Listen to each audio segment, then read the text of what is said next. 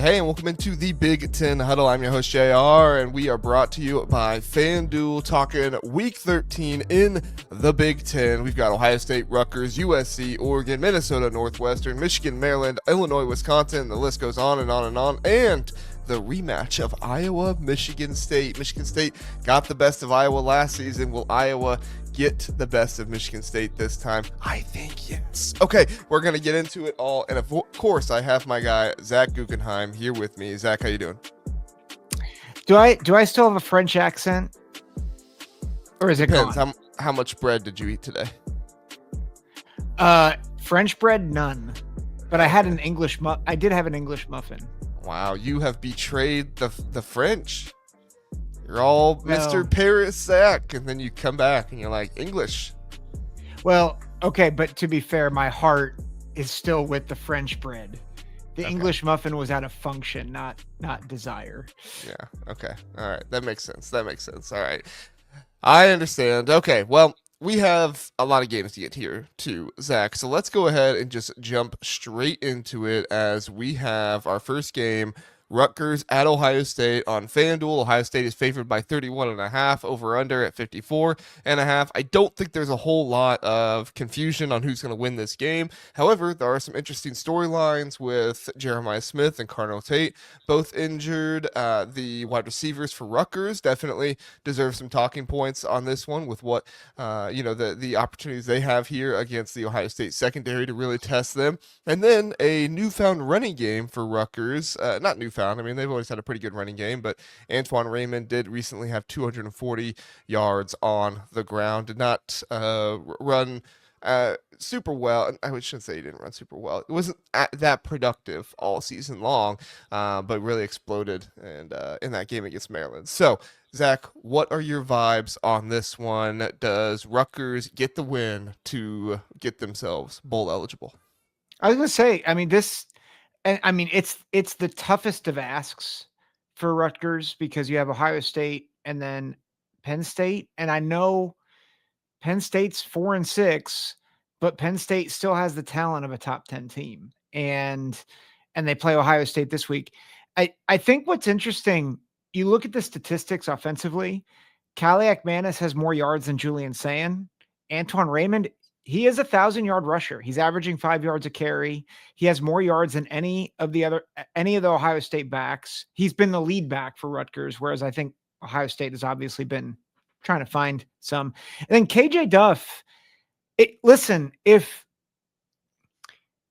this might be a controversial take, but if Smith and Tate don't play in this game, KJ Duff might be the best receiver in this game.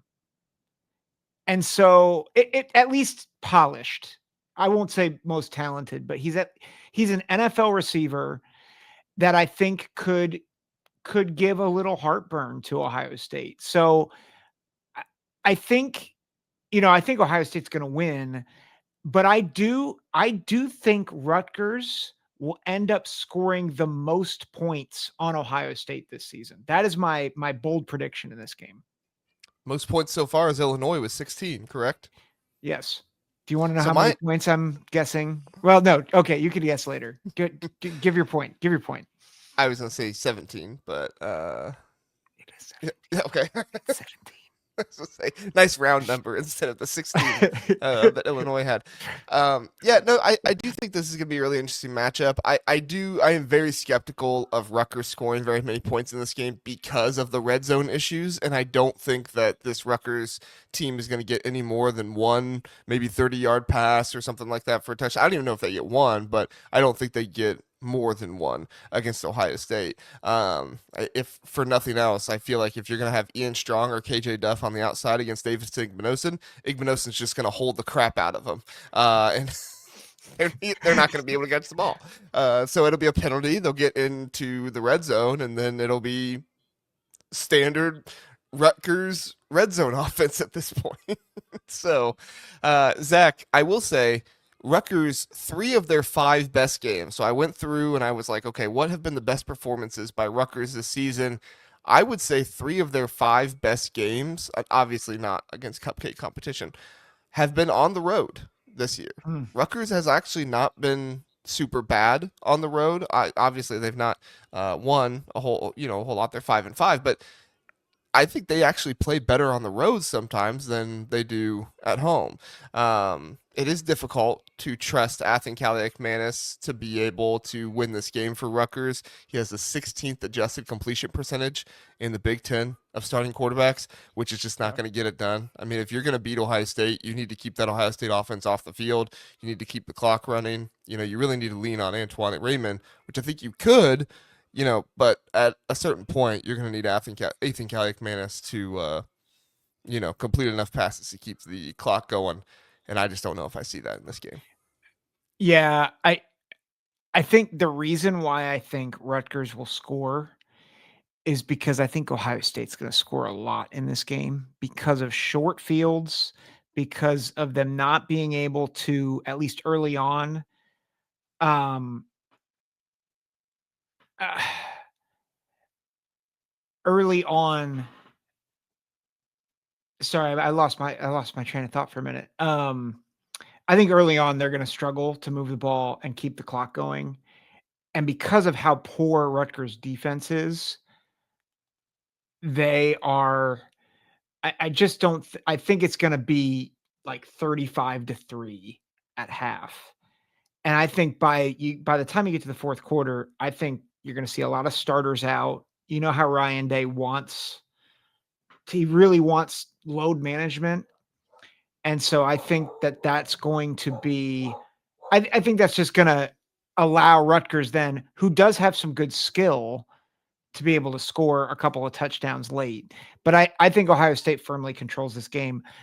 My second bold prediction in this game, I think Ohio State gets 2 100-yard backs in this game.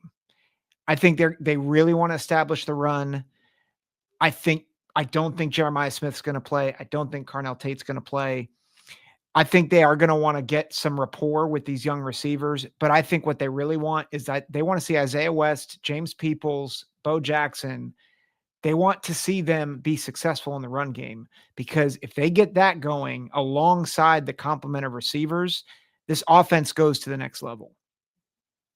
Yeah, I mean, if there's a team that you can run on, it's this Rutgers team. Now, Maryland wasn't able to do that, but Maryland's not been able to run on hardly anybody this season, so there's no real surprise there. But yeah, if you're going to get Bo Jackson, Isaiah West, or CJ Donaldson, James Peoples had a really nice hurdle last game, so maybe it's him. But if you're going to get some of these running backs to 100 plus yards out there, this would be one of those games to do it. So I think Ohio State is going to score on just about every drive. I think that Ryan Day is really going to emphasize Julian Sayin again. My prediction was correct last week, which was you don't see Ohio State typically go from a heavy run game to another heavy run game. Now they were heavy pass last game, but I think it's more likely to see a heavy pass after a heavy pass with Ohio State. I don't think you're going to see heavy run type of stuff. And I do wonder if maybe they try to conserve the running backs a little bit more because they have Michigan next week. But at the end of the day, I mean, they're still going to try to run the ball. So we'll see what happens. But just don't punt, Ohio State. Okay, Rutgers has the second most blocked punts in the Big Ten this season. So don't punt. Mm, Don't do it. big I big don't. stat. Big Yeah. stat. Now you want another big stat? Yeah. KJ Duff and Ian Strong lead the nation with 16 and 17 contested catches.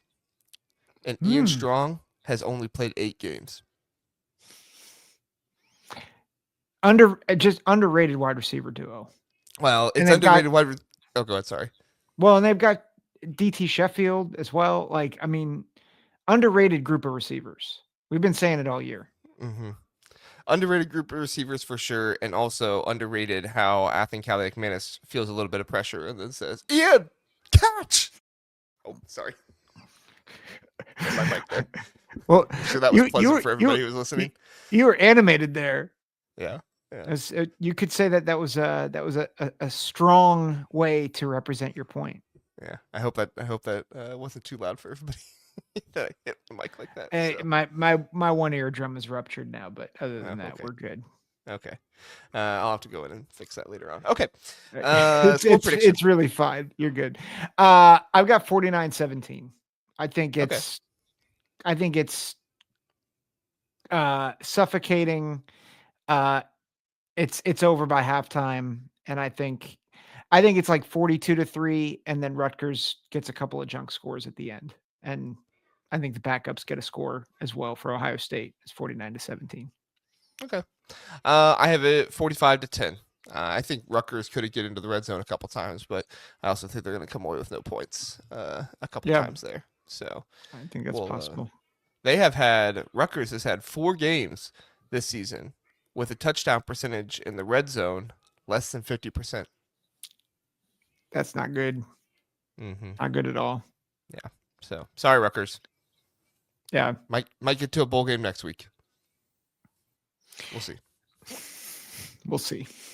All right. We'll see. This is one of the more interesting games this week, I feel like, and it's Minnesota at Northwestern. On FanDuel, Northwestern is favored by 3.5. Minnesota, or the over/under for Minnesota at Northwestern, is 40.5. Now, I think there was a lot of people that thought, Minnesota had I wouldn't say you have a good opportunity here. I think there were some people that were surprised that Northwestern was favored here. I thought a lot of people thought Minnesota would be favored, but Northwestern comes in, the home team. It's pretty much a push because you get 3 points for, being the home team and stuff. But for Northwestern to be favored here, I think some people were surprised by that.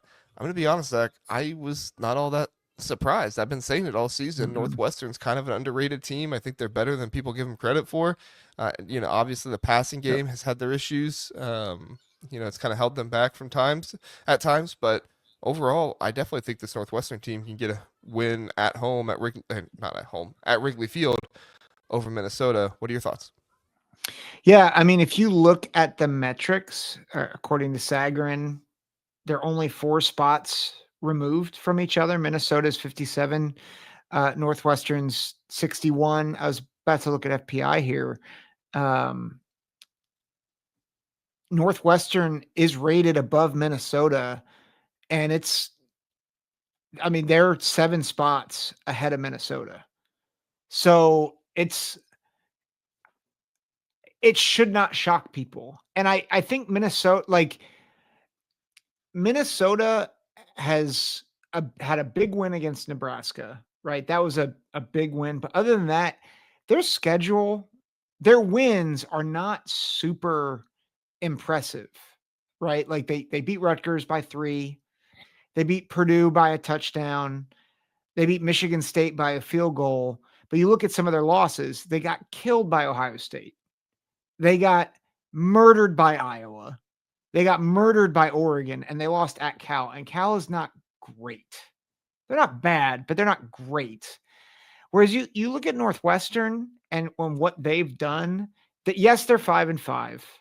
And and they got killed by Tulane in the opener.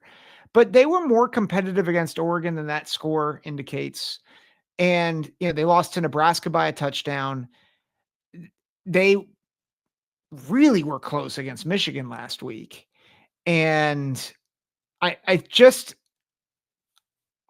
don't buy Minnesota as a team that I think their record is better than actually who they are.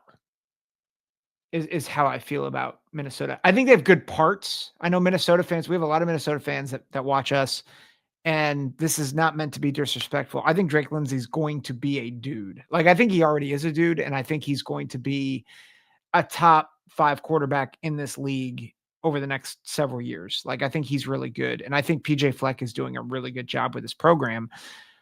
But I think this year's iteration, the record is better than what they actually are. And I think Northwestern is better than people realize. They've just had a tougher schedule, right? So I lean Northwestern because of their advantage in the trenches. I think they've done a better job running the ball, right? Komalafe has been awesome. And that defense is underrated. I think for Minnesota, it's been kind of feast or famine this season, and it's been a lot on the defense. You saw that obviously Northwestern State game where that elevated all their defensive statistics really high, and that really made them look like a juggernaut in the defensive categories. I still think they're really good defense because you see them with three Big Ten games where they have seven or more sacks. Like some people look at the Nebraska game and say, "Oh, Minnesota." It's just because of that Nebraska game. No, they've had three games with seven or more sacks in the Big Ten. It's not like this just all happened against Northwestern State. So they have the ability to really get after the quarterback, but then they also have three games in the Big Ten with one or fewer sacks. So, and I think there's another one that was only two sacks. So Mm-hmm. It's been feast or famine for this defense getting pressure on the quarterback. But since Purdue, they've had zero interceptions, one game with three pass breakups, but the rest only had one, and they've only had one forced fumble since Rutgers, and Rutgers was far before Purdue. So this team is not really, creating turnovers. And what is Northwestern really good at doing with their quarterback is creating turnovers, for themselves, not with the defense. But so to me, it's going to be all about if Minnesota can come in and feast and have one of those really good games where they have, a lot of pressure on the quarterback. Maybe it's not seven sacks, but they have a lot of pressure on the quarterback. And Mm-hmm. Coy Parrish and some of these other guys in the secondary can get an interception or two and, kind of bring the game open. If they don't, I fear that Caleb Komolafe gonna have a really good game. Preston Stone might have a touchdown pass or two to Griffin Wilde, and you could find Minnesota playing from behind once again. And Yeah. as we know, Minnesota not very good when they play from behind because they get pressured, and they feel like everything has to be on Drake Lindsey's shoulders. I remember Mm-hmm. early on in the season they were not able to run the ball. What was that? Was that the Rutgers game? I think it was. They weren't able to run the ball because Darius Taylor was out, and I said, "Look, it's great you won this game this way, but this is not sustainable. You cannot put the Mm-hmm. entire offense on Drake Lindsey's shoulders." And when they've done that since then, it's not worked out for them. Yeah. Do we know the injury situation with Minnesota, particularly with the running backs? Because Darius Taylor has been in and out of the lineup. Taylor played last game against Oregon, so I assume he's going to play again. But Okay. PJ Fleck never tells anybody anything. We never know until 2 hours before. We can Hmm. dig all we want, but Ah, the Ryan Day School of Injury Reporting. yeah, yeah. So, but on the other side with Northwestern, I mean, to me, you have to score early and basically just pound the rock with Komalafe the rest of the time.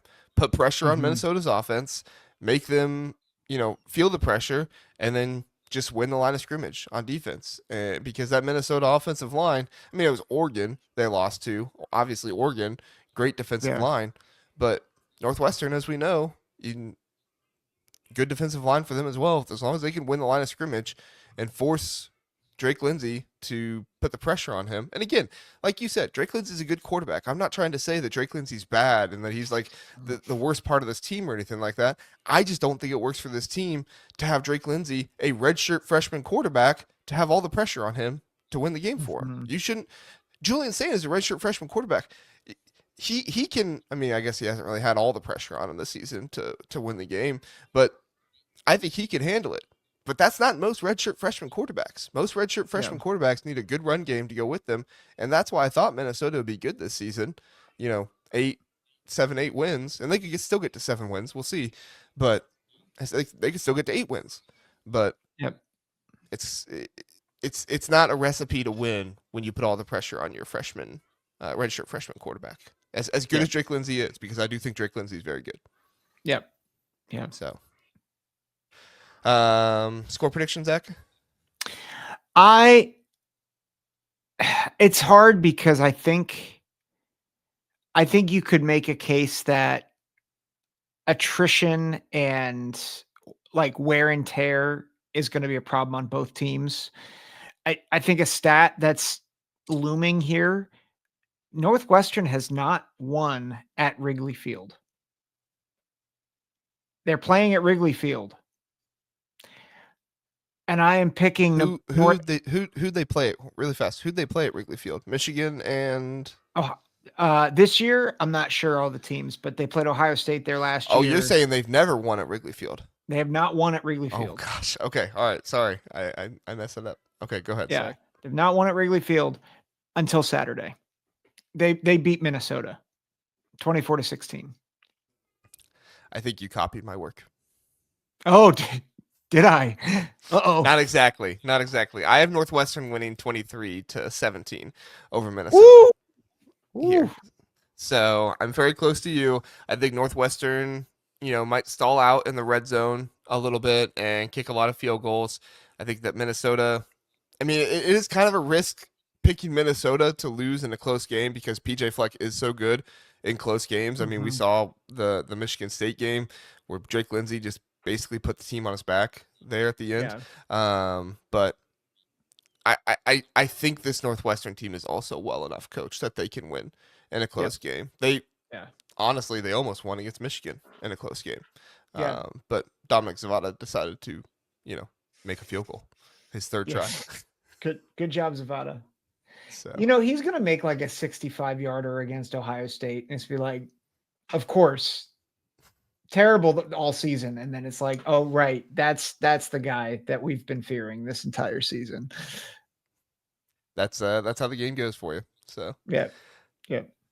all right, let's do USC at Oregon. Oregon is a 9.5 favorite on FanDuel. Over under set at 59.5. So a lot of scoring projected in this one. The Trojans are hot right now. Zach, 3 straight wins. Can they keep their playoff hopes alive with another win? I'd say if USC wins this one against Oregon, they are likely to make the playoffs. I Mm-hmm. wouldn't say it's for sure, but I would say they are likely to make the playoffs. The Ducks can make the conference title game if chalk happens in the Big Ten and Michigan beats Ohio State. As long Mm. as they win this one and beat Washington and Michigan beats Ohio State, Oregon is in the Big Ten championship game. Now, you have to rely on Michigan to beat Ohio State there, which I know Michigan's won the past 4, but definitely looks like Ohio State is the better team right now. However, this is one that I don't think Dan Lanning is going to let his team lose, personally. What are your thoughts? I think on the surface, I think the line feels high, right? 9.5 points feels high. USC's ranked 15th, Oregon's ranked 7th. And a lot of people are out there talking about how Oregon hasn't beaten anybody. They have no ranked wins, yada yada yada. I found it interesting though, as I was looking at Oregon's schedule. They've allowed over 20 points in regulation one time, and that was to the number 2 team in the country. And I think defensively, people don't understand how good Oregon's defense is. And by the way, that 30 that Indiana put up, that was only on 321 yards. So some of that was because of short fields and special teams. So a lot 2 of people, interceptions by Dante Moore in that game. yeah, I think a lot of people are looking at USC's offense and they're saying, "Hey, Oregon's not going to know what hit them. They have not been good defensively." And I just want to pump the brakes on that. I think Oregon's defense is legit, and they have not faced the greatest offenses in the world. But you compare their defense to what USC has put on the field. They struggled against Notre Dame. They struggled against Illinois. In both those games, they allowed 34 points. And I think Oregon's offense, I know they're going to be down receivers, but I think the potential for Oregon's offense is actually a bit better than both of those teams, especially if Dante Moore continues his ascent. I'm wary because I think we felt the hype with Lincoln Riley and USC before. And I think it's justified more now than it has been in the past. I think Mayava's playing well.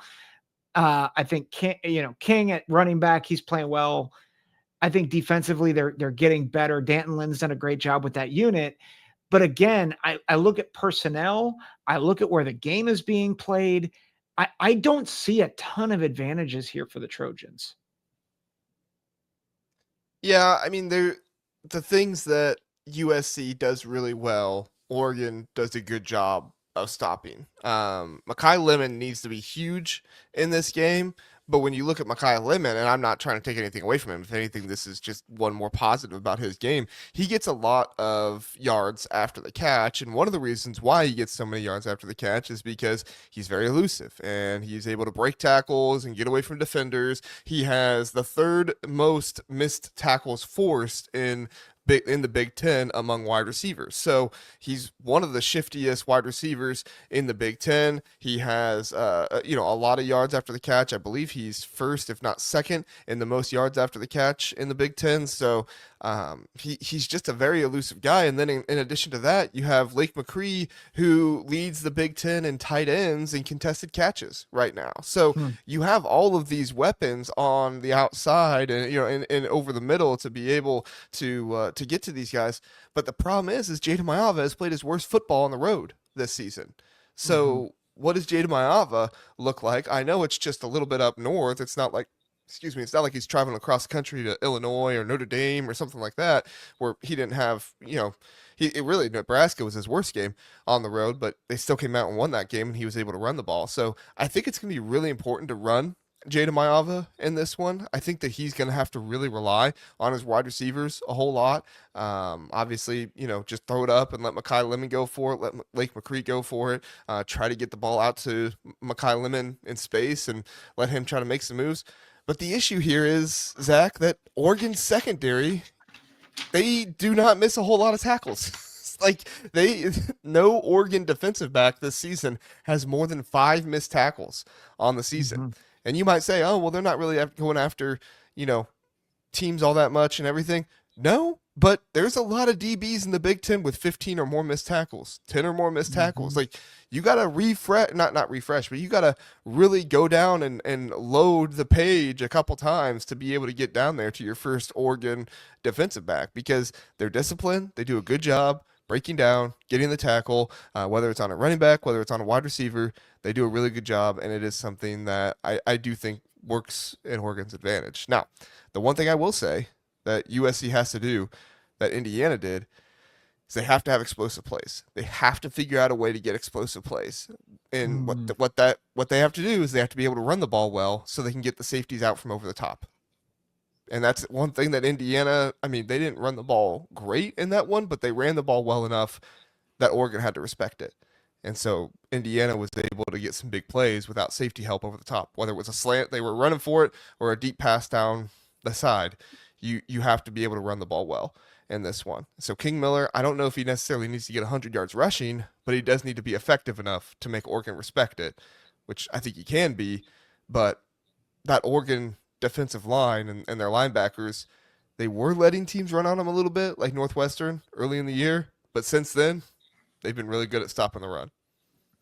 Yeah. Well, and I think the counterpoint there is Oregon's run game is starting to really take shape. And I think USC has done a better job defensively than a year ago for sure. But I think if you're going to stack up to me run games right now versus their collective run defenses, I think it's still advantage Oregon against USC's run defense compared to USC's run offense against Oregon's run defense. So yeah, I agree. Yeah. So I do think there is a question of Dante Moore, who I think has the raw talent and he has been good, but I do question sometimes his decision-making, especially under pressure. I think Danton Lynn, I think he's going to cook some things up to put some pressure on Dante Moore, and I think things could get a little dicey there. And I think that's honestly, I think that's USC's pathway to victory is forcing a bit of an implosion. We just we made fun of Marcel Reed for what he did this past week at South Carolina, imploding in the first half. I'm not saying they need that from Dante Moore, but they need to force him into mistakes. I think if USC wants to win this game, and I'm just not sure they're going to be able to force enough mistakes to make that happen. Yeah, the biggest thing with Dante Moore to me is the interceptions, like you mentioned. He had two against Indiana. Um, but the but when you look at the two biggest games for Oregon so far this season, it's Penn State and Indiana. And like we have to give Oregon credit. Penn State was still playing good football at that time. Were they playing Yep. the best football out there? No. But when we were being critical of Penn State, it wasn't like, oh no, they're going to go 500 this season. It was like, are they going to go undefeated? Right? There's a lot Mm-hmm. of criticism when you're trying to chase undefeated national championship. That team did not look like a team that was going to go. What are they now? 4-8, 4-6, or whatever. 6, Like yeah. they did not look like a team that was going to do that.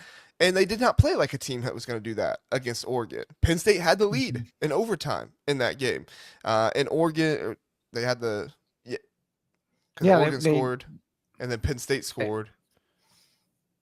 No, Penn State scored and then Oregon scored and then Oregon scored and then, mhm. okay, sorry. I was right.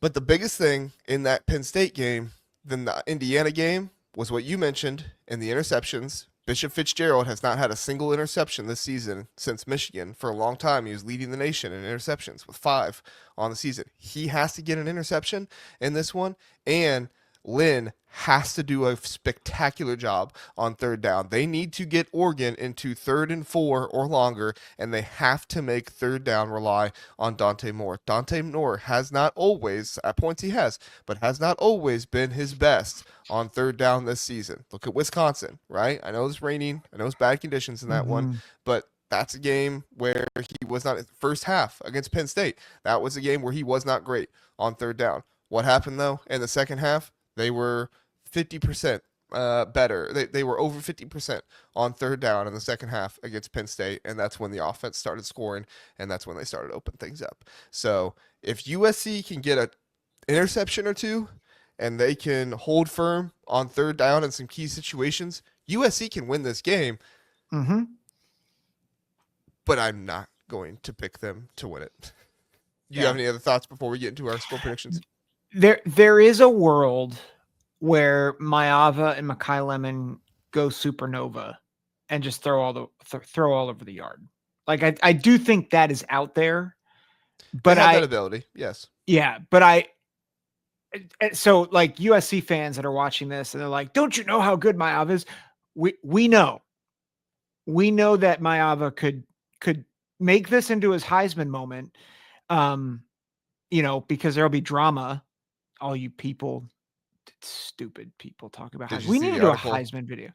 Did you see the I article? don't watch Ohio State, but sorry, everything's coming back to Ohio State. I apologize. Go ahead. Go ahead. Anyway, Maava he could win the Heisman with this game, and I would be all for it if he upsets USC, gets the Trojans into the playoff. I think that would catapult him into the conversation and into the driver's seat, quite honestly. But I just think the likelihood of that with Oregon's defense at Autzen, I just don't see that. I do think it's close. I don't love the line. I think USC has become more physical, but I do think the Notre Dame game kind of showed us a little bit like there is a ceiling for USC that I don't think it's not the same tier as Oregon. I think the big question with Oregon is are they going to start to live up to the tier that we know they can be with their talent level? I think they start to show it, but I still think Oregon, I think Dante Moore has a couple struggles in this game, but I've got Oregon winning 27-23. Yeah, the other thing I was going to say about the third down conversions, which I neglected to say, but is an important stat, is right now USC is 10th in the Big Ten in third down conversions allowed. They're in the bottom half of the Big Ten of that. So even though Dante Moore has struggled a little bit at times on third down this season, they haven't struggled like USC has to stop teams on third down, which is one of my biggest reasons why I have Oregon winning this game 34-24 over USC. I think Oregon's going to run the ball a lot. I think they're going to put themselves in Yep. favorable situations on third down. I think that with Kenyon Sadiq most likely being back, because he was back against Minnesota. Even if they don't have DeCorian Moore, Gary Bryant Jr. back for this game, I still think Dante Moore is going to have good targets to be able to go to. Both tight ends are very capable, obviously, and that offensive line should be able to protect him well enough. Unless USC finds that pass rush that we saw at the beginning of the season. It's not necessarily been gone all season, but it's not been as relentless as we saw at the beginning of the year. So maybe I'm wrong. We'll see. I do think USC has a chance here in this game, but I would say it's very, very not very, very. It is likely that Oregon wins this game. Mm-hmm. So Agreed. all right. Good stuff there. Did you see that article got a community note on it? No, Community what? notes said this article says that the author has not watched very much Ohio State this season. Wow. Yeah. Wow. I had to laugh when I saw that. Okay, we can go through the rest of these a little bit quicker, but let's do Michigan State, Iowa here.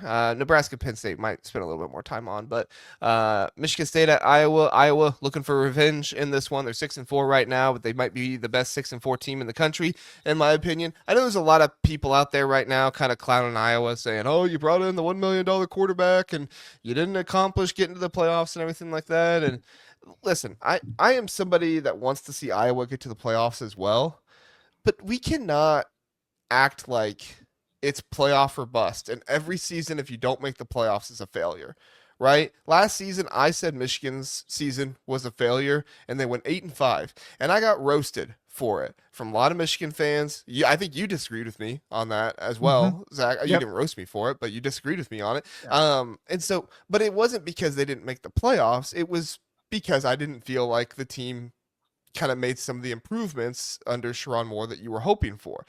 This Iowa team has made the improvements that you were hoping for. Yes, Mark Gronowski has not been the best, passer in the world, but you are seeing this offense develop and become more of what you want to see. They have a really good top 10 quarterback coming in. Not a lot of people know that. There's only one team in the Big Ten that has a top 10 quarterback, according to Rivals, in 2026 coming in. Zach, did you know that one team is Iowa? That's shocking. Yeah, I mean, there is only one. I mean, you have Lincoln Riley in this conference, Ryan Day here, Will Stein with Dan Lane. Like, you have a ton of really good wide receiver developers, and there's even more than that. I'm not trying to just single them out and say there's nobody else, but it's Iowa that has the top 10 quarterback according to Rivals. So Are I'm not are trying we to say sure that are we sure that there's no like backdoor shenanigans? Like, did someone pull a fast one on him to be like, you should sign with Iowa because they have like an elite passing attack? Like, what did Kirk Ferentz do to pull this off? listen, he just recruited well. Zach, don't take it away from Kirk Ferentz. I don't know, but I Sorry, do I'm think it's going to really put away interesting. my retirement tour I stuff for I now. do think it's interesting, and I do think that this so far has been an enjoyable season for the most part for Iowa Yeah. fans. Is it everything you hoped and dreamed it would be? No. Do you still have the opportunity to go 8-4 this season and beat all your rivals? Yes. And you can go to a bowl game, and if you go 9-4 this season with a bowl game win and you beat all your rivals, at the end of the day, who at Iowa is going to complain about that? Yep. I'm sure some people will, but if I was an Iowa fan, I would be at least moderately happy with that. It Yeah. would not be a failure of a season. I think that the one failure is the Iowa State loss. But like Yes, and that's the everything one else, rival you didn't beat, right? yeah. But I think and I'm harder on Kirk Ferentz than anybody, right? Like I've had Iowa fans DM me because of how upset they've been with me trashing Kirk Ferentz. But the reason why I trashed him was because he was losing big to all the elite teams, and it felt like he wasn't doing anything to change or to innovate. And I'm like, the dude needs to retire. And I had concerns about the defense. They've changed a little bit, and I give them credit for that. And Gronowski, while he hasn't been the guy that I think a lot of people thought he might be, which shouldn't be a shocker because Iowa's not going to change everything about themselves, but he has grown, he's improved. I think the offense has evolved, and they only lost to Indiana by 5. They probably should have beat Indiana. If Mark Gronowski doesn't get hurt, they may have beat Indiana. Yeah. They came very close to beating Oregon. They were ahead 21-7 against USC. Like, they're competing against the top level teams in the Big Ten. And that's all you want. Like, that's what you want if you are Iowa. Because if you can compete with them, you can beat them. Like, that's, I think, the lesson to me, which leads me to my next point. This is what Iowa's done to non-elite teams in the Big Ten. 37-0 against Wisconsin. 41-3 against Minnesota. They're going to kill Michigan State because Michigan State stinks. Sorry, Spartans, but they're going to dominate them. It's at home. It's at Kinnick. It's senior day. Goodbye, Sparty. And maybe goodbye, Jonathan Smith. Yeah, they'll keep him on for one more. One more Penn State. season. Well, they said Penn State. Who do they play at the end of the season? Who does Michigan play? Michigan State. Michigan State plays Maryland. Yeah, he's fired if they lose that. That might be a battle of who stays one more season. Well, Mike Locksley got the vote of confidence. Did you hear that? Do you ever? I don't know. Do you ever buy votes of confidence? I feel like that's like I do in this era. Okay. Yeah, I think Luke Fickell and Mike Locksley are going to be at Maryland and Wisconsin next year. Anyway, we can talk about Maryland when we get to their game. Yes, I tend to agree. Honestly, I don't think there's all that much to talk about in this game. Michigan State stinks. They're continuing to try and switch out Aiden Childs for Alessio Milovic. They do not have much of an offensive line. They got up early on Penn State. That were not able to capitalize on that. They scored on their first drive again, but they were not able to capitalize on that. I mean, this is a Michigan State team that can come out hot on offense, some scripted plays and stuff like that, whatever you want to call it. But just throughout the game, they get worn down. They do not have the bodies. They do not have I don't want to insult any of the players, but they just don't have the dudes to be able to go up against some of these Big Ten teams. And when you think Big Ten team, you think of Iowa right now, and that's even with this Iowa team coming off rough games against USC and Oregon. I actually don't think you'll see a complete blowout just because I do think they're beat up from the last 2 weeks. Very tough, very physical games, but I still think Iowa is going to win by multiple scores. I have Iowa winning this game 30-13. I have 38-10. That's about the same. So, yeah. You got one more touchdown. I have one more field goal for Michigan State. So, Yep. Yeah. I think Kamar Moulton has a good day. Mark Gronowski obviously does well. And I think the passing game, I think you'll see a better passing game from Iowa. The passing game's gotten better. More screens, better job of getting the ball out. They've utilized Caden Weegan better, And you know what? It could be 38. They could get a kick return for a touchdown against Michigan State. Yep. Or pick six. Or a pick six. Yeah, that could happen too. All right. Speaking of Maryland, Michigan at Maryland. Michigan favored by 13.5 on FanDuel. Over under set at 45.5. Maryland coming off a heartbreaker against Illinois, where their offense just couldn't do it. I say a heartbreaker like it was close. It wasn't a close game, but a heartbreaker in the sense of you were hoping for some offense. You were hoping for some kind of bounce back against the Illinois team that has kind of struggled on defense this season, and you scored 6 points. You were 25% on third down. Illinois hasn't been able to stop hardly anybody on third down this season, and this Maryland team, with the vote of confidence of Mike Locksley to come back, looks like they're playing the worst football of the season. Now, on the other side, Michigan, simultaneously, somehow, it looks like Bryce Underwood was just playing his best football of the season and also his worst football of the season in the same game against Northwestern. I don't understand it, other than bad coaching and Bryce Underwood trying to basically be the hero and not trust anybody but Andrew Marsh. Now, look, Andrew Marsh, 12 receptions, 189 yards. The dude deserves his flowers. He's their number one Mm-hmm. wide receiver right now, and he is their best wide receiver right now. But at the end of the day, I'm going to pick Michigan to win this game. Make no mistake, but I do have some concerns about Michigan if they just implode and turn the ball over 5 times again. Because Yeah. if this Maryland defense can do anything, we've seen them kind of fade off. If they can't do anything, they can turn a quarterback over. Zach. Yeah, I just think it's going to be. I had thought I think I told you pre-show. I had thought about picking Maryland to upset Michigan. I think my concern is that I think they've really faded, and part of that is all their best players are freshmen, and just going through the rigors of a long season, it's hard to stay locked in as a freshman. It's hard to stay locked in, period, but it's especially hard when you're a true freshman. And if you look at how Maryland has been playing as of late, right? Like they started, it's the Mike Loxley train, right? 4-0 in September, right? And since then, 6 straight losses, and the last three. So the first three losses, all by single digits. 4-point loss to Washington, 3-point loss to Nebraska, 3-point loss at UCLA. Okay. So it's like, okay, well, at least they're competitive. They lost by 45 to Indiana, 15 to Rutgers, and 18 to Illinois. Like that's, and like Illinois is a really good team. Indiana's obviously an elite team. Rutgers is not very, like, no offense, like Rutgers is fighting for their bowl eligible lives. And there's a reason for that. And they really struggled. They allowed 35. They could only muster 20 points.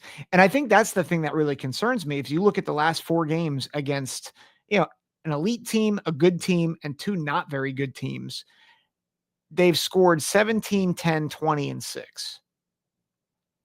Like that's just not gonna get it done against Michigan. And I Mhm. just don't think, like, even if they would turn Bryce Underwood over, I just don't know how they're going to be able to score enough points. And I don't even think it's because Michigan is all that great defensively. It's just I just don't think I just think they've exhausted themselves.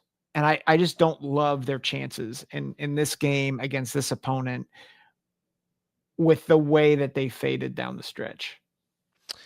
Yeah, I mean, this is basically the freshman bowl, right? Two true freshman quarterbacks. You have Andrew Marsh, a true freshman on the outside. You have the true freshman edge rushers from Maryland. Multiple freshmen playing on the offensive line for Michigan right now. I mean, these are basically, I don't know if the numbers bear this out, but these are 2 of the 3, if not the 2 youngest teams in the Big Ten right now playing this one. And I do think that Michigan has struggled a little bit with, like you talked about with the freshmen and stuff like that, and Maryland has as well down the stretch. So I think Mm-hmm. talent wins out in this game. I Yeah. think coaching wins out in this game. As much as I am not a huge fan of Sharon Moore, you know that. I mean, I've not ranked him very high in my coach rankings here for a while. I still think he's a better coach than Mike Loxley, right? Yeah. I think so. I But think so. I'm not saying like overall coach. I'm talking about in game. Do you think Sharon Moore is Mm-hmm. a better in game coach than Mike Loxley?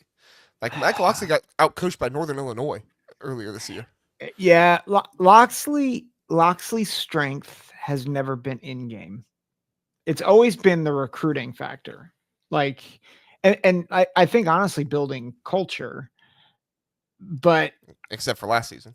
well, yeah, last season was an aberration there. But I think Sharon Moore's a better in game, and I think he's got better guys around him than Mike Loxley does.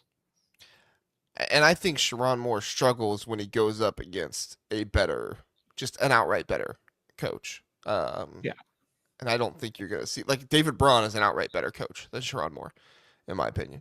And you saw yeah, some of those struggles yeah, last game. yeah. I don't think that's an unfair thing to say. But Yeah. I do think Michigan is the better coached team. I think they have more talent.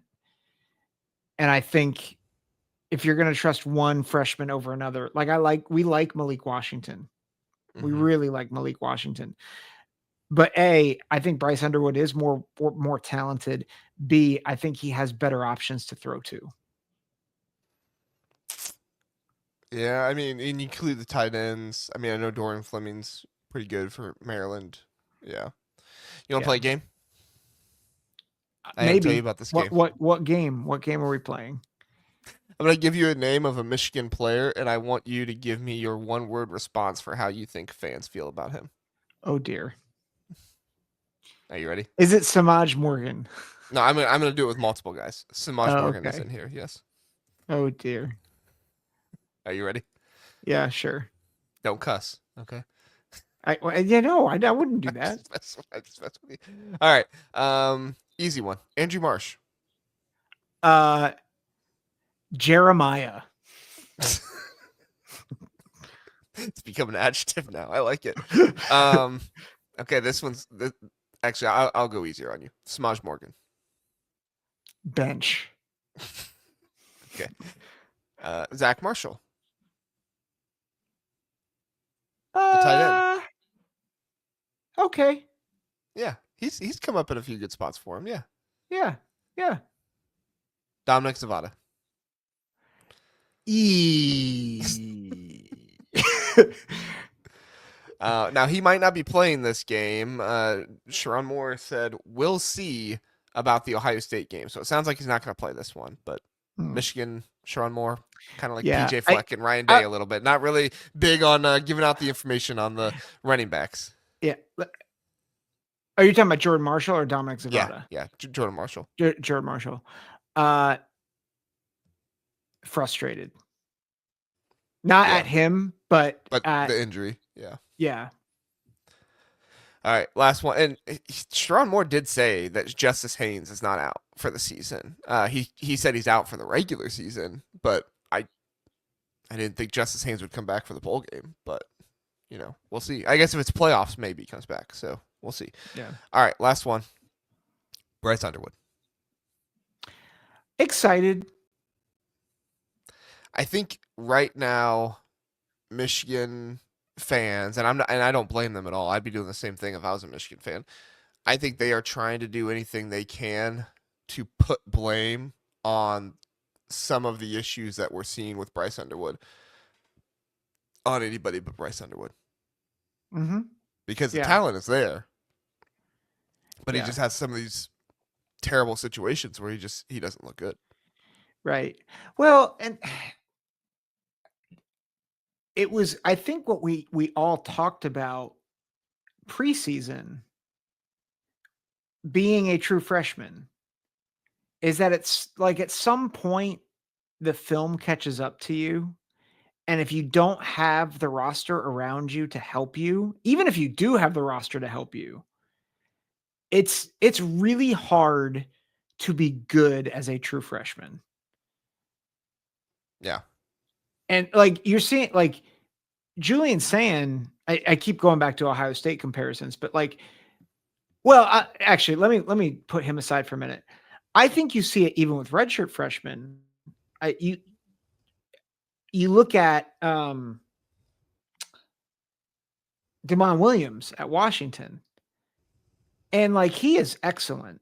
Like I think we both think he is a top third of the conference quarterback, if not better.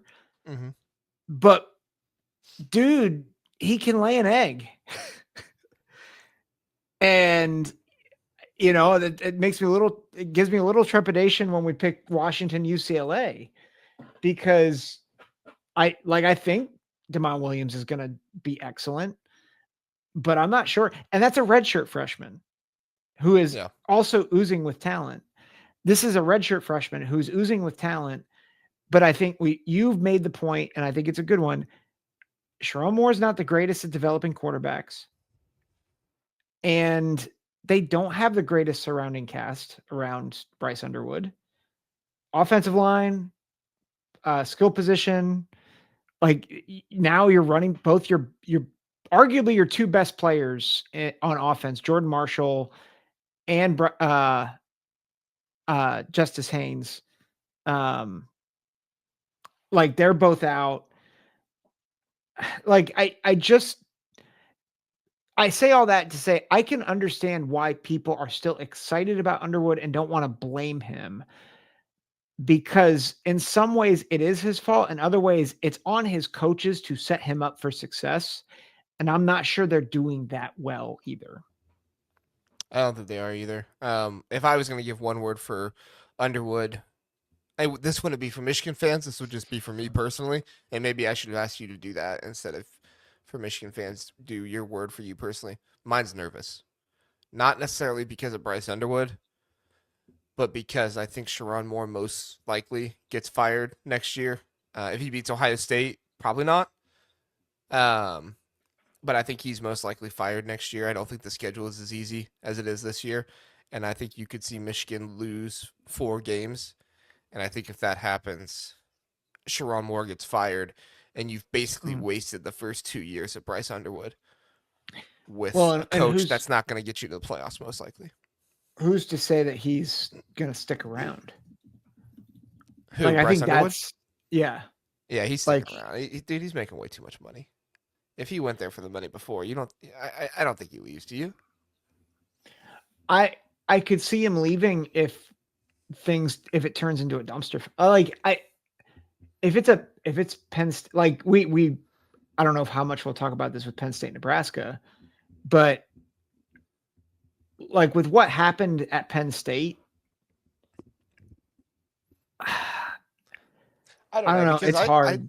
I thought the same thing about Nico Iamaleava, and he had way more of the red flags.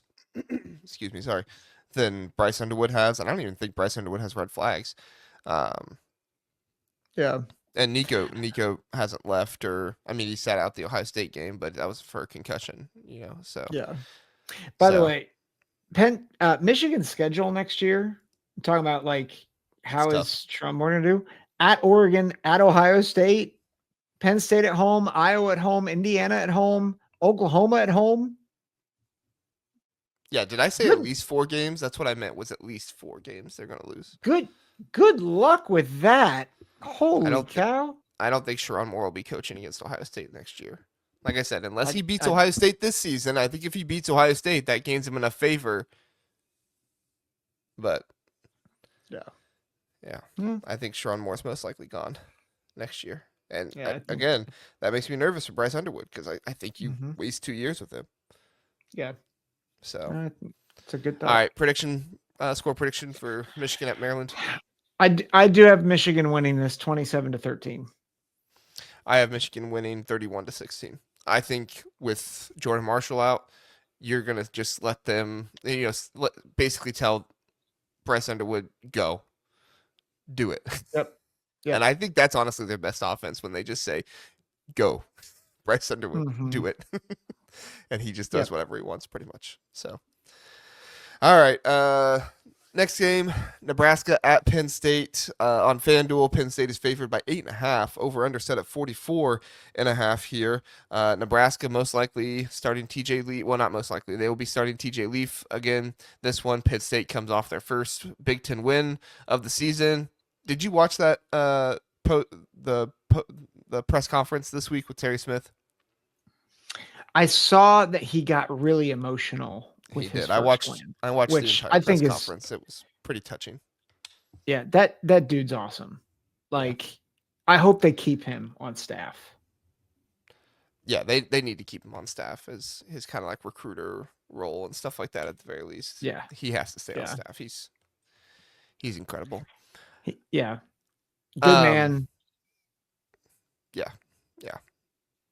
Um Nebraska's still 7-3. I know people are kind of out on them. I know they lost to USC at home, but Dylan Raiola got hurt and they looked better against who'd they play after that game? UCLA? Was it? Mm-hmm. Yeah, UCLA. It beat UCLA by a touchdown. Yeah, a couple I weeks mean, ago. Latif looked pretty good in that game. I have some concerns for Penn State to spy Latif because they didn't necessarily spy Nico Iamaleava all that well. But overall, I think this Nebraska team could go into you know, beat the Nittany Lions there despite a 8.5 favored Penn State. Yeah. That, you know, I, I'm considering going to this game because the tickets are so cheap. And I think an underrated thought. So this is a 7 o'clock night game. People might think, oh, it's going to be a whiteout environment. It's not going to be a whiteout environment. A lot of students are No. going home for Thanksgiving break. Like momentum from the fan base is super low. I'm looking at ESPN right now. It says tickets as low as $5. So, like, if you live in Pennsylvania and you want to take your kids to a game and you don't mind sitting in the cold, this is the game. Like, go to this game because it's Well, going to and be the and cheapest these are ticket the you're going to get. fans. Yeah, these are the fans to go up against too, right? Nebraska fans are not a bad fan base. It's gonna do all this stuff or anything. If you're gonna Yeah. take your kids to a game, this is the one. If you're a Penn State fan, Yep. Yeah. you're gonna Like, see a good game, most likely. You know, good respectable yeah. fans. But I say that TJ Latif's not going to get the full Penn State experience as the Nebraska quarterback. And so that's something to consider. I think the other thing to your point is how much has Terry Smith kind of got in Jim Knowles' face to not be stupid? Because like that's what's I know that's the shorthand, I love that you not said it that technical way. at all. Well, but I mean that's what he does. It's like he is so brilliant that he's stupid sometimes. And it's like, dude, why would you call that call there? Just play your base defense. Don't be blitz happy. Don't play quarters on Jeremiah Smith. What a, shock. Spy the quarterback. And so I hope I think if Terry Smith has kind of gotten in Knowles' face enough and been like, you've got to spy this guy. I, I think Penn State has the defense to slow down Nebraska. And I do like Grunkenmeyer. I think he's playing well.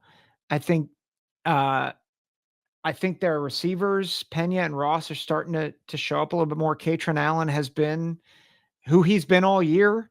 And I like that Penn State's home, but this is not I think it's going to be tempting to think, well, Nebraska's going into Happy Valley and it's the same Happy Valley. It's not.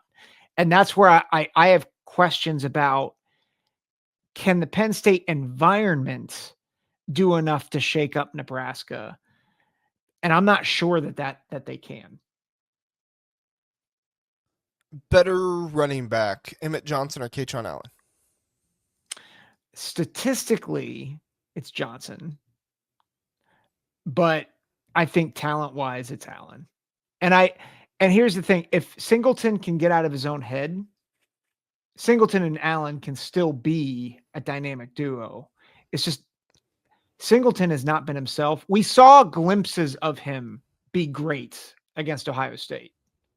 Like we saw some of that, and it was only on a couple plays, but we saw him. We saw the old Singleton on a few plays in that game, and that gives me hope that maybe he is starting to reemerge. Yeah, there's a lot of hope there. I don't think Nicholas Singleton's reemerging. As much You as don't I would think love to so? see it happen, I don't think so. Um, I I still think the think I biggest still think Katron Allen's better than Emmett yeah, Johnson no, though. I hear you. I hear you, and I think that's why I asked on those two because I do think it's a two running back duel. As much as Nicholas Singleton can provide you some nice stuff, and he did. Which game was it? I think it was the Indiana game when he averaged like 6.5 yards per touch or something like that, which is Yeah. good, and that's what you want from Nicholas Singleton. I just don't think we've seen it consistently enough that I can rely on that. Now, that's the thing in this game is that Penn State, much better run Mhm. defense lately, allowed 108 yards to Indiana, 101 yards to Michigan State. Nebraska, their past two games, allowed 202 yards to USC and 157 yards at UCLA. Yeah. If you're allowing UCLA to get 157 yards on the ground, and I know that's not just the UCLA running backs, it's Nico and everything else too. Nico's their leading rusher. Um, Latif and Emmett Johnson together, or sorry, Katron Allen, and if Nicholas Singleton can get it together, I think that's a very dangerous combo if Nicholas Singleton can get it together. So that's why I think Penn State's going to win this game at home. Katron Allen, maybe he's not the better back. I do think that's still a question, but I do think he's the more reliable back, picking up first downs and keeping the offense moving and stuff like that. And I do not feel as good about Nebraska's rush defense as I do about Penn State's rush defense. And Yeah. but TJ Latif does scare me. We saw what Nico Yep. Iamaleava did to this Penn State defense. So what does Jim Knowles? Does Jim Knowles spy him? I don't know. I think there's a lot Don't up be in the an air about this idiot. game. Yeah, Don't well, be stupid. keep it simple, That's stupid. yes. Yes. I the thing I'll say, and maybe this is part of the running back conversation, is I think early on, James Franklin and Andy Kotelnicki just really tried to force Singleton when he was pressing. And Katron Allen, he is not the best running back like in the country. Like he's not. But he is But he's the reliable. he's reliable and he gets better as the game goes. And so last week, 25 carries, 181 yards, 2 touchdowns. I think if Katron Allen gets 25 carries, Penn State wins. And I think he will. I mean, Yeah. you Yeah. look at this Penn State team. Let me just look at the stats for. Oh, why is it not coming up? I can't pull up the individual stats. Yeah. That's lame. Anyway, Yeah. you, What? you look at Katron Allen this season. He's just been the workhorse for this Penn State team. Yeah. Each and every game. Grunkemeyer has been better. I think he had 13 passes last game. He was like 8 for 13 and had 2 touchdown passes. They're passing the ball down the field more. And I think as long as you continue to get that, you're going to see this Penn State team get the win in this one. I think TJ Latif is the X factor. If he can do some things with his legs, if he remains basically one look and then take off and keeps doing that well. But I think Nebraska would have a better chance in this game with Latif if Penn State had not seen them yet. But Penn State saw them against Yep. UCLA, and I That's a good think point. Jim Knowles, as much as he struggled this season, he is still a good defensive coordinator. He's going to be ready. And if they can just find one linebacker, Amari Campbell, somebody, just one linebacker who can spy TJ Latif, I think Penn State gets this one 27-20. I got 24-20. Yeah. So right there. Yep. Pretty close. Yep. All right. Illinois at Wisconsin. This is another one that's like not a ranked matchup, but could be really interesting type of deal. Illinois favored by 7.5 on FanDuel, over under set at 40.5. I don't think Illinois is the team on the road that Washington is, so I don't think, Illinois is necessarily going to lose here.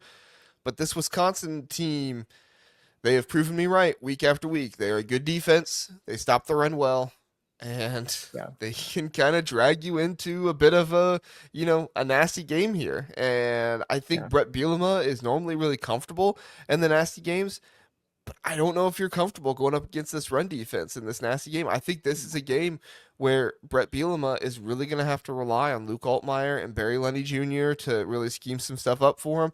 I think it's really nice for them that Hudson Clement has been, taken off for Illinois lately a lot more, which is awesome for them. But I do think that the pass rush for Wisconsin has been better this season. This game for Illinois is kind of a lot of the issues that plagued you at the beginning of the season coming back to haunt you again. Have you actually fixed those things? Right? You did not always have the best defense.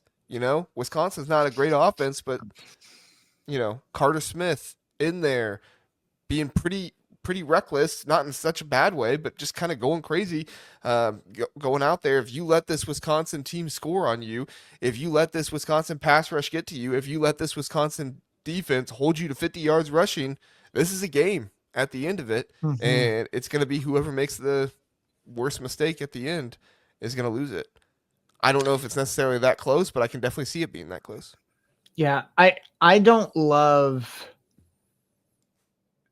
I really like Illinois, and I think they're better than people have given them credit for. But the thing I don't love is they're going on the road, to your point, and they've got to rely on a pat. Like, they're going to have to rely on the passing game. Their run game has been iffy at best, and they're playing a really good run defense. And I think their receiving core is good, like solidly good. Like Hank Beatty is excellent, And the way Hudson and Clement has been playing Hudson better Clement, the yeah, past couple games. Yeah. yeah, like Hudson. They have a good core of receivers, but they're not elite, and that concerns me when you're going on the road. Wisconsin all of a sudden has a little bit of juice after beating Washington a couple weeks ago. I know they just lost to pretty sizably to Indiana, but even in that game, they were more competitive early in that game than I expected. And I just don't love. I mean, it was 10-7 at half with Yeah. Indiana. And that was on the road, right? Like Wisconsin went into Bloomington Wisconsin stopped the and run and they got pressure on Mendoza and they yeah, stopped him on a couple drives there in the first half that really threatened Indiana. Yeah. yeah. It So would have been I 10 to think 10 if Wisconsin had hit their field goal. yeah. So I think there are things. If you're an Illinois fan, I think you have reason to be concerned because as bad as Wisconsin has been, there are parts of their team that have grown where you're like, ugh, this is bad. And I think the way Illinois is constructed this year, it's not the greatest matchup for them. Now, here's the counterpoint. Illinois has struggled defensively, but Wisconsin stinks offensively. And I don't know who the quarterback's going to be. I don't think it matters Carter because Smith, probably. yeah, they're all bad. Like, no offense to the Badgers, but they're just not. It's not good. And I think Illinois will be able to hold Wisconsin at bay and at enough that they'll be able to score. And I think unlike Damon Williams, who I think is excellent, but is hot and cold, I think Luke Altmaier is steady. I think he'll make plays when he needs to with his legs, with his arm. I'll just give my score prediction here. Go ahead. I've got Illinois 20, Wisconsin 13. I think it's low scoring. I think Wisconsin barely covers, but I like Illinois to win. I tend to agree. I think Luke Altmaier is the X factor here. I think he's the X factor with moving the ball down the field, with Yes. running the ball. I don't think you're going to see the Illinois running backs get a whole lot of yards. I think it's going to be imperative that they utilize more of this quarterback run. Not more. They keep utilizing this quarterback run game well, like they have the past couple games. And, I don't know if Wisconsin gets 2 field goals just because they have been so iffy with the field goal kicking, but I definitely think Wisconsin could be in line for a couple field goals this game. I think that Wisconsin's offense is continuing to grow. They're continuing to get some trickery into it, and once you know who your quarterback is, you can kind of practice that more during the week, and I think that's going to help them out. But overall, Carter Smith with his legs. I think Wisconsin's going to move the ball a little bit. Don't know if they're necessarily going to get into the end zone a whole bunch. I think that they're going to get in there once, but I think Illinois is it's going to be something like 21 or 20 to 10. I think Illinois is going to get a number of opportunities. And one thing that Illinois has also done a really good job with, mixing in tempo very well, Mm. very methodically. Barry Lunny Jr. is just a really, really good offensive coordinator. He's not a huge name out there, but if any of these teams go out and poach Barry Lunny Jr. as their offensive coordinator, they're going to be very, very happy with him. I hope it doesn't happen. I want him to stay at Illinois, but even Brett Bielema talks like sometimes like, yeah, he's going to be a head coach someday.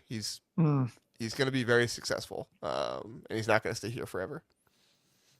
So, all right, last game, Zach. Washington at UCLA. Washington favored by 10.5 on FanDuel. The over/under set at 51.5. Damon Williams looked fantastic last game at home, but as we have seen, Washington go on the road, not look fantastic. UCLA did not look fantastic against Ohio State, but they also were without Nico Iamaleava. I assume he'll be back this one. I've not heard anything different. So we'll see. 10:30 matchup. I'm sure everybody will be staying up to see this one. Yep. Zach, what are your thoughts in this game? Um, yeah, I was looking to see if there was anything about Nico. They're saying day to day. That's what Tim Skipper said after the post game last Yeah, week. yeah, I I didn't think not Tim Duncan, Luke, is it Luke Duncan? Yeah, Luke Duncan. I didn't think yeah. he played Luke Duncan. terribly against Ohio State. No, he didn't. He Um, was just he was just kind of limited. First time yeah, starting quarterback. They didn't want to really open it up with him all that much. Yeah, go ahead. Sorry. yeah. But I think if Nico plays, then obviously UCLA, I think, has a much that elevates their ability to potentially upset Washington. And Washington's, you know, again, we've said it.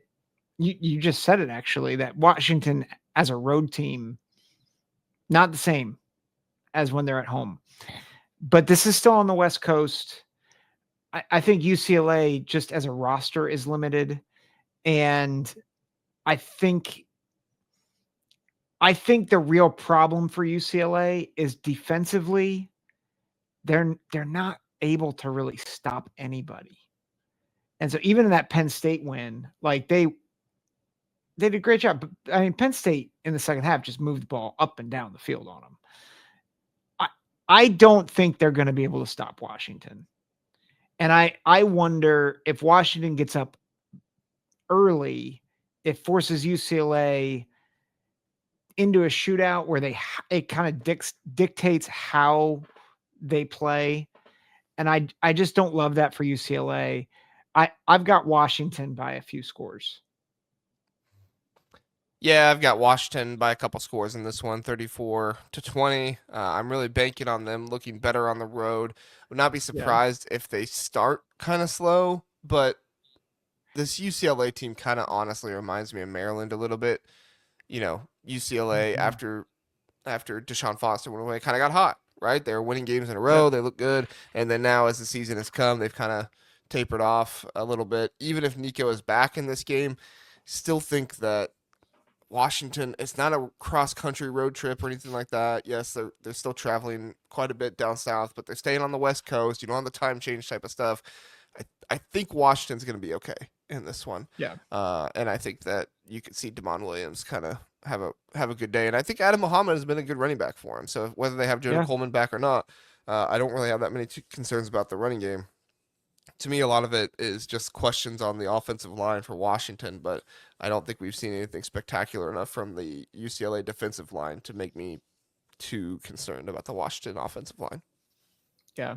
It's not necessarily Well, the Washington offensive line has been bad. It's mostly been injuries. yeah. Our scores have been eerily close. I have Yeah, 34-17. yeah. You copied my work, didn't you? No, I was gonna say this is the first time you haven't sent me a show sheet in a while. And I mean, typically I don't look at your score. I pick my scores before Yeah, I look at yours, but yeah, this time we had no way of seeing each other what we're gonna do. So yeah. All right, real quick, and then we'll get out of here. SEC upset pick, Zach.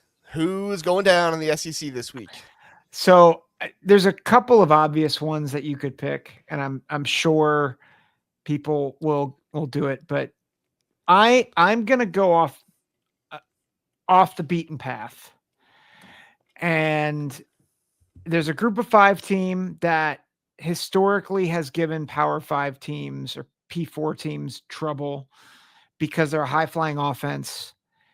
And this group of 5 team is 8-2.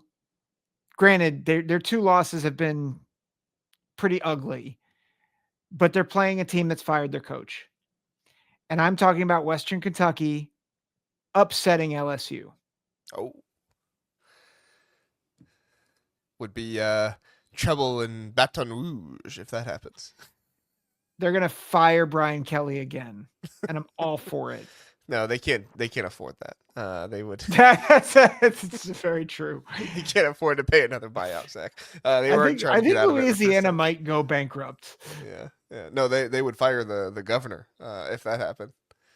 LSU just Fire the lost to West. governor. LSU just lost to Western Kentucky. Fire the governor. It's the most I like wild story. Anyway, I like that pick a lot. I did not go as boldly as you. I thought about going Missouri over Oklahoma just because Oklahoma, I don't think their offense is very good. And I think it would be hilarious if, Oklahoma gets this big win over Alabama. They're in the playoffs and then they lose to Missouri. they fall. They fall out of the playoffs. But I don't think it'll happen. I think Oklahoma at home will win that game. And, third string quarterback for Missouri, that's a really tough defense to go up against. So I think that's going to be a low scoring game that Oklahoma wins. I do think, though, Tennessee loses at Florida.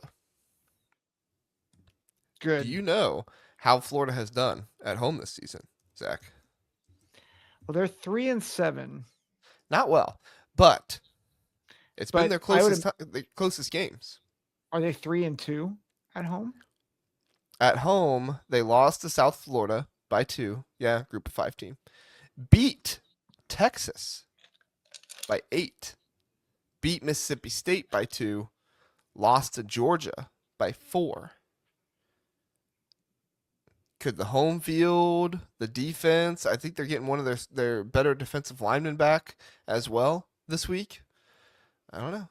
I'm just saying. I know that Tennessee, can kind of go all out and really score with them, but I don't know. I think I think Florida's got a good chance here of getting a win, and everybody's saying, look how good Florida is. They just played a really tough schedule. Yeah. Which is The kind of the stupid. real question is, will Florida be ranked after the upset? Maybe in the AP poll. Probably not in the college football playoffs. In the Paul Feinbaum poll. Yeah. Paul will be on ESPN. I think Florida should be ranked. They should be ranked in the top 15. Shut up. Yeah, see how many close games they played? They almost beat Ole Miss, but don't knock Ole Miss down. Keep them high up there. SEC honks need to stop Yeah. honking. So Honk honk. All right. Anything else, Zach, before we get out of here? no, this is good. I'm excited. Good stuff. Good stuff. All right, everybody. Hey, like, subscribe, do all that good stuff. We appreciate it. Check out Jeff on Thursday night live, premiering on YouTube, if not on podcast Friday morning. And we appreciate you being here, for you listening. Have a good one. We'll see you next time.